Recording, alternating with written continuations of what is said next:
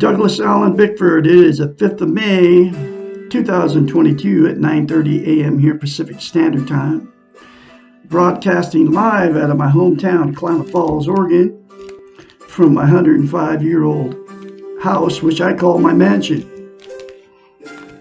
And the reason I am on Facebook Live now, which I have been for over 2 months, and YouTube for over a year, putting videos up, teaching self-esteem from this book right here, written by Dr. Susanna McMahon. She's 73, lives in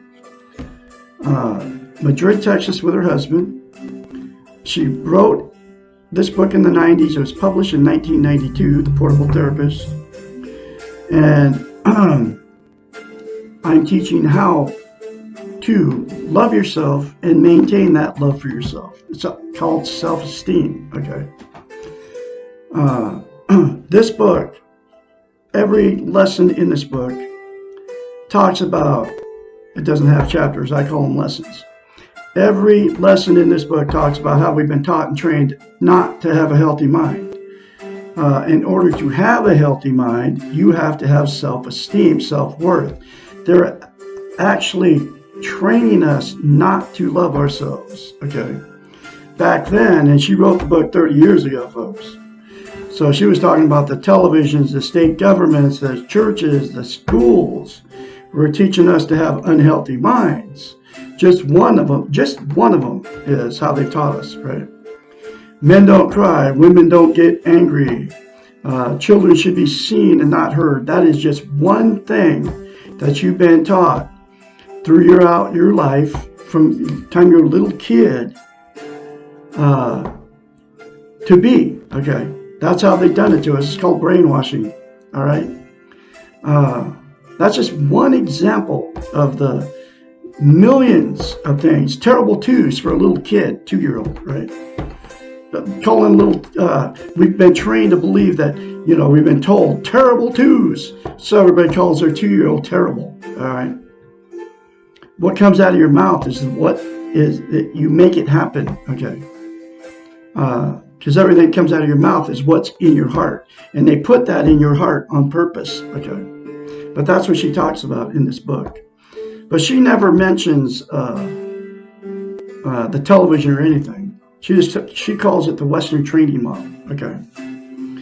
And that's how we've been trained to be, okay? And that's why I'm here on YouTube and Facebook Live, teaching you how to love yourself, because it's been trained out of us just by that one example I just told you, okay? We're not supposed to show our feelings either. We're afraid of our feelings, okay? And you can't stop our feelings. If you're human, you have feelings. I'm talking about fear. I'm talking about sadness. I'm talking about happiness, okay? They've made us fear showing our feelings. Men don't cry, right? Women don't show anger, but anger is a feeling that we all have, okay? Anyway, so what self-esteem is, okay? Most people don't know what the two words even mean, okay? Self-esteem is self-love, self-confidence, self-worth. Those are other words for it, right? It's how you feel about yourself inside. Think of self-esteem as this way. We've all been in romantic relationships. You know, when you first meet the person, right?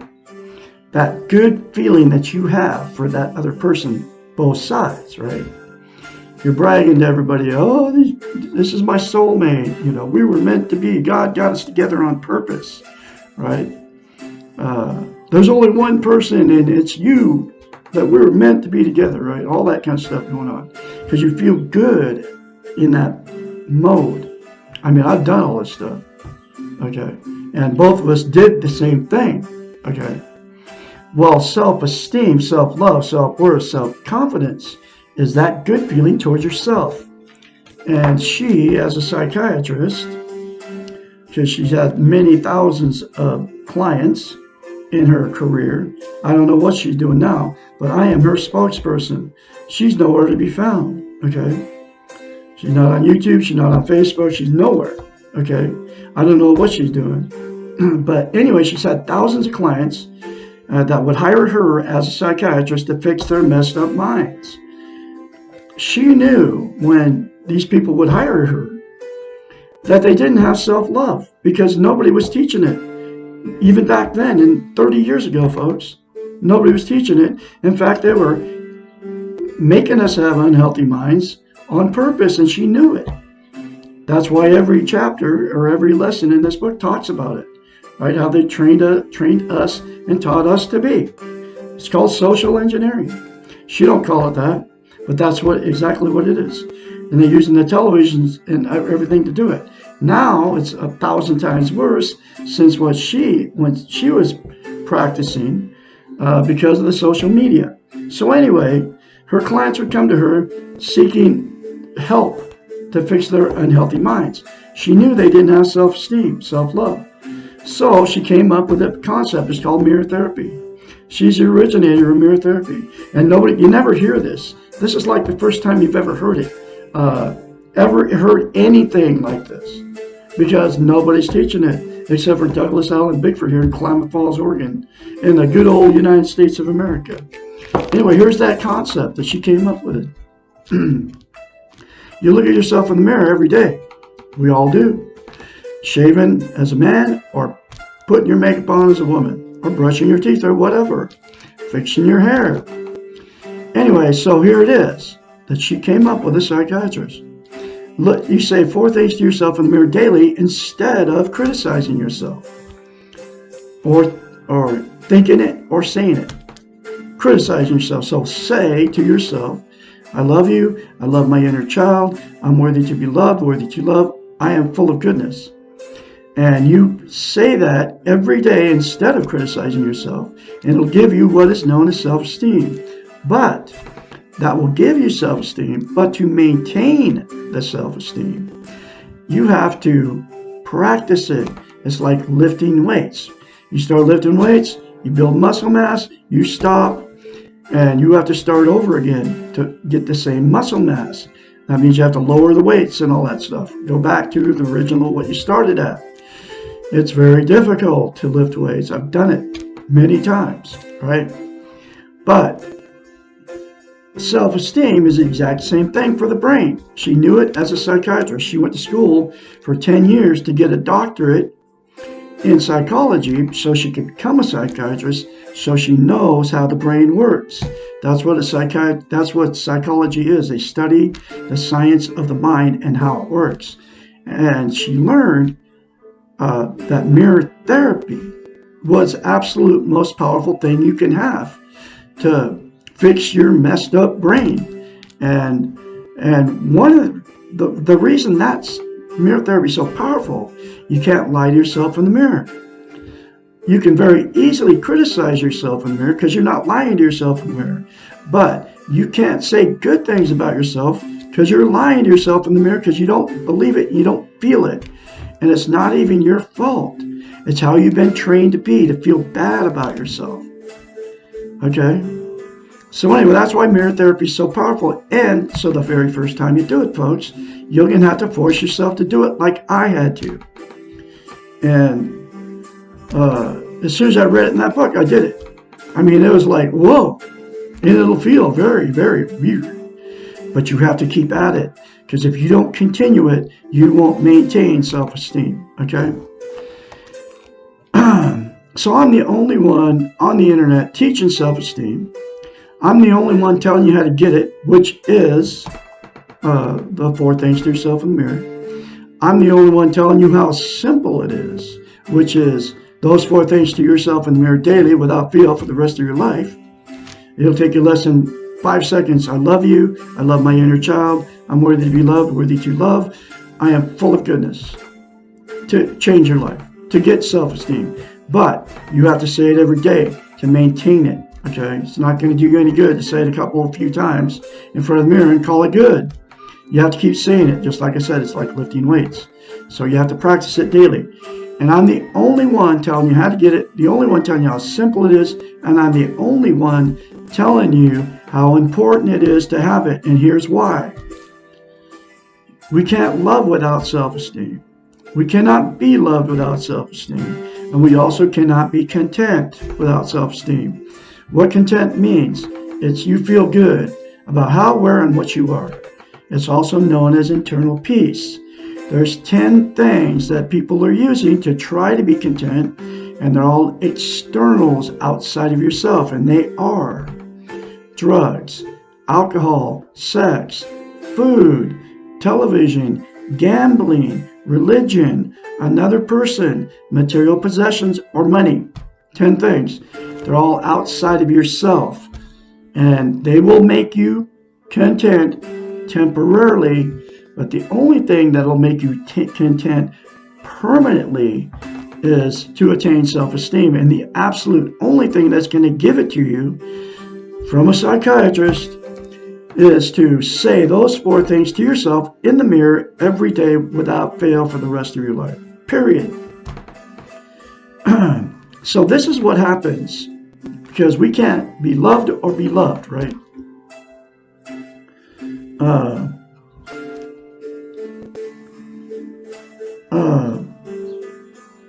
In our romantic relationships. Sorry, I lost my train of thought there.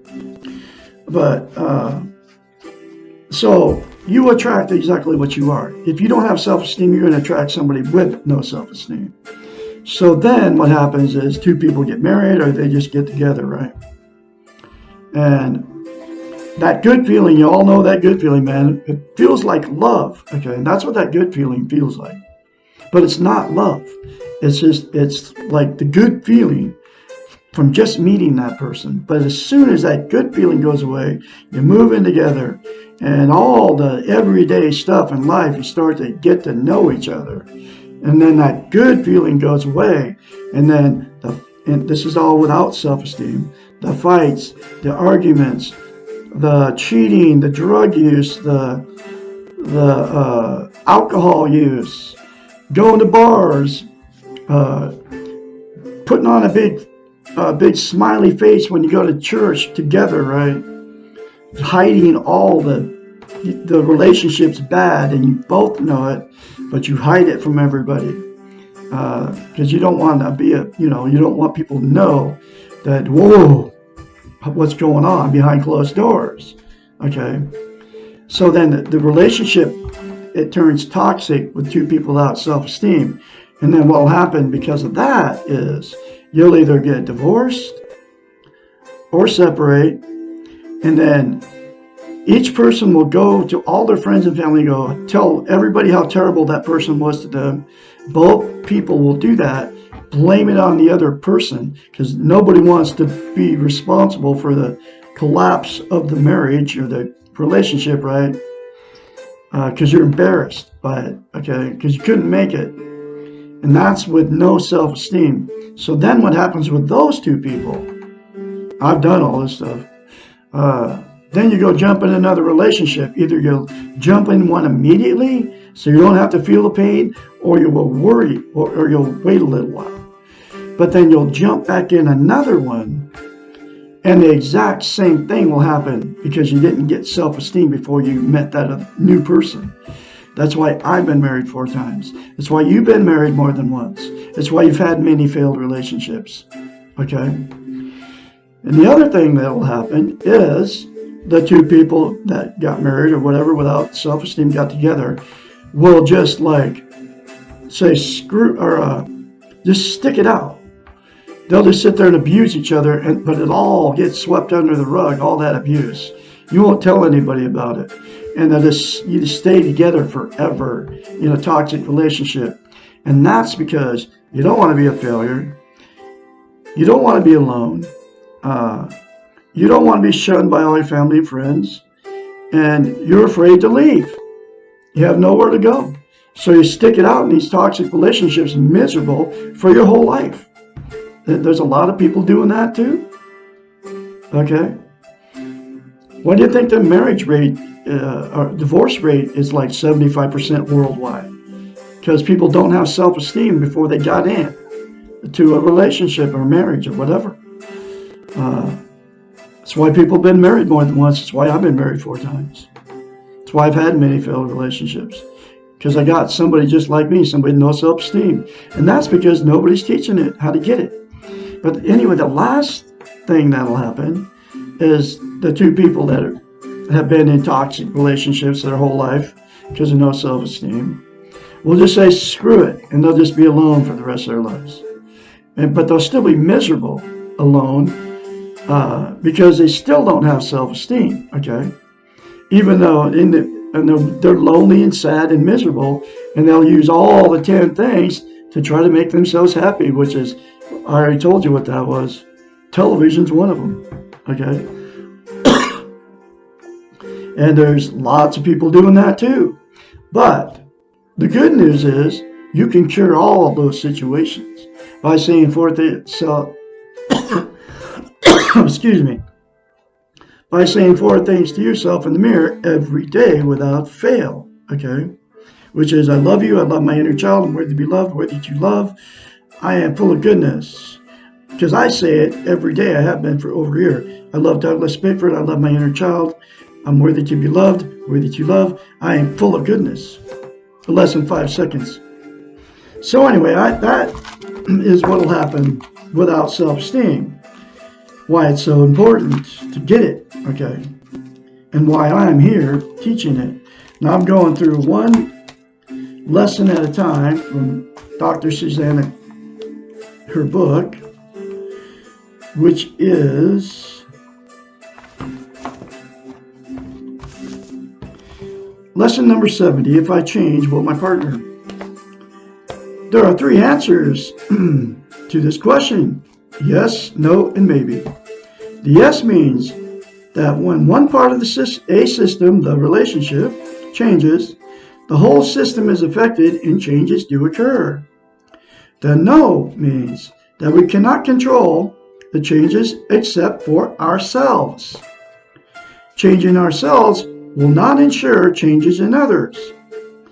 We may change the way in which we perceive others, and we may change in that it becomes easier to accept others. The maybe means that some changes may occur, but they may not be the ones we wanted, and they may not be in the desired direction. The motivation for changing ourselves cannot be to change the other. If this is the case, then we're involved in manipulative and bargaining behaviors and not with true change. Changing ourselves is hard work and requires strong desires for the changes and commitment to the process of change. When we enter into this commitment without ulterior motives, changing others, and we do not gain the desired results, we may find ourselves right back in the codependent cycle. We are doing all the work, taking all the responsibility, and the reasons for our efforts are not occurring. Chances are we will begin to feel resentful and cheated and angry at the person who is not changing. We may also feel angry with ourselves. All of these are destructive to the development of our own self-esteem, and our efforts will backfire. If you choose to change, do it for one reason only, because you want to change for yourself. Then the change is in your control. Remember, you can only change the way you choose to feel about yourself and your behaviors based on your own feelings. So in other words, say those 4 things to yourself in the mirror, folks, for you, okay? Just say it. Force yourself to do it and say it every day. That's going to make you change from the inside out. I guarantee you it happened to me. That's why she told her clients to do it. And they did it. Nothing else is in your control. It's all in your control to say those 4 things to yourself in the mirror daily instead of criticizing yourself in the mirror, folks. You can do it. I have confidence you're going to do it. Logically, you may believe that if you change in a positive direction, your close relationships will also improve in a positive manner. Unfortunately, Relationships are not logical, and sometimes the opposite occurs. The relationship begins to fall apart, or others around you become more dysfunctional. This is a common reaction well known to family therapists and systems experts. Sometimes the deterioration of the system is short term, and the family stabilizes and becomes more functional once they get used to the change. But sometimes the opposite occurs and the relationship cannot cope with the change. This is one reason why it is so critical to change for yourself. Change because you have to, no matter what the consequences. That's what I've done. This does not mean that all changes are going to put the relationship at risk. Many changes occur which clearly enhance the relationship. However, the more dysfunctional the relationship, the more likely that it will not adapt to the change. These relationships are already at risk and creating great pain for those involved in them. If your relationship is so tenuous that changing yourself for the better will destroy the relationship, then you may need to consider how valuable this relationship is to you and your quality of life. If you're trying to change so someone else will change, you are absolving them of their responsibility to change, and you are taking the credit for any changes which may occur. When you change yourself, you get all the credit for the change because you did it. You did the work, you felt the pain, and you stuck it out. And you achieved what you wanted to. That's exactly what happened to me. And that's why I'm confidently spreading her message, even though nobody's watching me on Facebook, nobody's watching me on YouTube, nobody's listening to me, nobody's posting like on any of my videos I put up on Facebook. I'm going to continue to do it because it is that important for you to know this information. I'm going to keep at it because you know why? Because I have self-confidence now, self-love, self-esteem, self-worth. Okay. And I'm going to keep spreading her message. Okay. Whether you watch it or not. You're not done hearing from Douglas Allen Bickford here in Klamath Falls, Oregon. I've been making a video a day for over a year, and I'm going to continue to do it. I have thousands of videos on YouTube. I'm getting to the point I'm going to have thousands on Facebook too. I have more than one Facebook account. I'm going to keep going, okay? Keep doing what I do. Because you are all full of goodness, and so am I. Everyone else has the same rights. They get all the credit for their changes. You did not do it for them. They did it for themselves.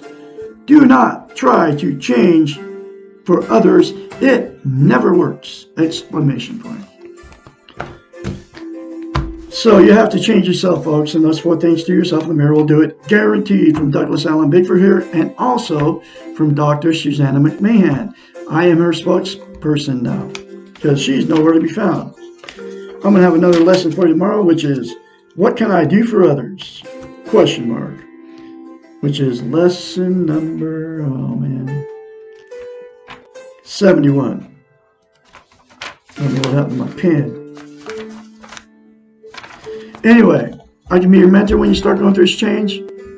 Y'all have a great day out there. Call me anytime, day or night, 458-232-5238. I am here to help you and encourage you along the way. You have a great day out there on this Thursday, the 5th of May, 2022.